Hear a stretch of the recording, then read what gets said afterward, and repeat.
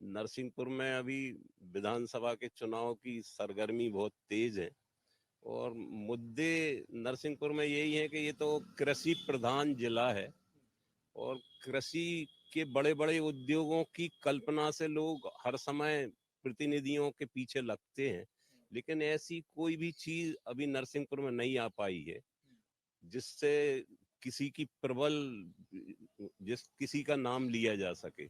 और पार्टियां भी हर समय जब चुनाव लड़ती हैं तो बड़ी बड़ी घोषणाएं करती हैं, लेकिन हमारे नौजवानों को रोजगार के लिए ऐसे कोई संसाधन भी जिले में स्थापित नहीं हो पाए हैं। तो इसलिए एक नरसिंहपुर बड़ा गांव जैसा रह गया है।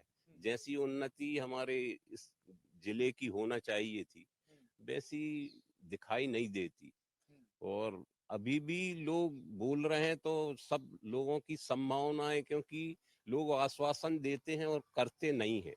ऐसी स्थिति में लोगों के मन अभी प्रबल नहीं बन पाए हैं, फिर भी लोग ऐसा मान रहे हैं कि हमें ठगा जाएगा और ठगा हुआ सा महसूस कर रहे हैं।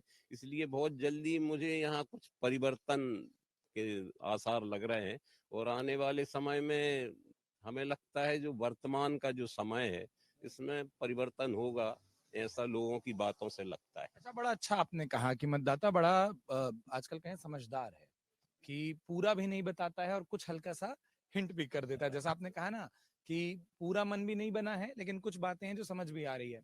आपसे पूछूं, एक बात बताइए, क्या मूड लग रहा है और मुद्दा क्या है जिस पर बात होनी है? जैसे उन्होंने दो बड़े अच्छी बातें कही कि कृषि प्रधान जिले में कृषि की बात नहीं हो रही, उस चीज पर नहीं दिख रही। दूसरी बात उन्होंने रोजगार की कही है। आपके हिसाब से नरसिंहपुर में क्या मुद्दा है साहब? नाम बता दीजिएगा। मैं दलपत सिंह कुशवाहा एमपी क्लास 3 का महामंत्री रहा हूं। अब तो मैं रिटायर्ड हूं और कुशवाहा समाज का भी मैं राष्ट्रीय सचिव हूं। नरसिंहपुर में, चूंकि मैं नरसिंहपुर में पैदा हुआ हूं तो स्वाभाविक है अपनी मातृभूमि से मुझे लगाव है। यहाँ मैं जो देख रहा हूँ, जितना मैं घूमा हूँ नरसिंहपुर जिले में, मुझे ऐसा लग रहा है कि यहाँ लोग चेंज चाह रहे हैं। और चेंज का कारण मैंने लोगों से पूछा भी तो वो ये कह रहे हैं कि भैया यहाँ पिछले 20 सालों से कुछ नहीं हुआ। विडंबना ये है कि जहाँ यहाँ के जनप्रतिनिधि 20 साल से कुछ नहीं कर पाए। 20 साल के पहले जब स्वर्गीय आदरणीय अजय नारायण मुसरान थे, उनके पीरियड में जो यहाँ प्रोग्रेस हुई है, चाहे कलेक्टेड आई हो, चाहे महिला पॉलिटेक्निक कॉलेज आया हो, चाहे महिला महाविद्यालय आया हो, 6 मीडियम ब्रिज बने हों, सड़कें बनी हों, ये सारी उपलब्धि जो हैं स्वर्गीय मुसरान साहब जो फाइनेंस मिनिस्टर थे उनके पीरियड की। उसके बाद यहाँ विकास डंप है, विकास नाम की कोई चीज नहीं हुई। अच्छा, आपसे पूछूं, इन्होंने कहा विकास नहीं हुआ, इन्होंने भी कहा कृषि और रोजगार। कोई और मुद्दा जो आपको लगता है आपके जहन में, आपके दिमाग में है और जिस पर बात होनी चाहिए लेकिन नरसिंहपुर में हो नहीं रही है?